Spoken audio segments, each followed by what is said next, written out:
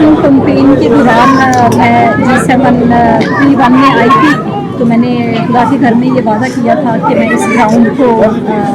मैं पक्का करवाऊंगी, क्योंकि अहले महल्ला की ये रिक्वेस्ट है कि ये जगह हम खुशी गमी के लिए इस्तेमाल करना चाहते हैं। तो यहाँ पर तकरीबन 50-60 साल हो गए हैं, मुख्तलिफ पार्टियों के रहनुमा आते हैं, उन्होंने प्रोमिस भी दिए हैं, लेकिन कोई भी ऐसा रहनुमा अभी तक नहीं आया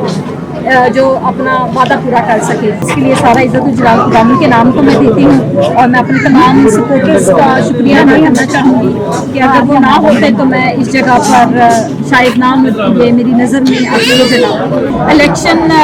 8 फरवरी को जैसे कि इलेक्शन खत्म हुआ और रिजल्ट आपके सामने है, जिस पे अभी तक हमें भी यकीन नहीं आ रहा, लेकिन जो एक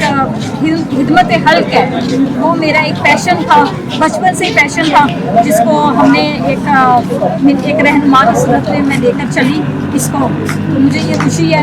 और यहाँ पर मैं ये बताना चाहूँगी कि इलेक्शन के 2 महीने बाद तो मैंने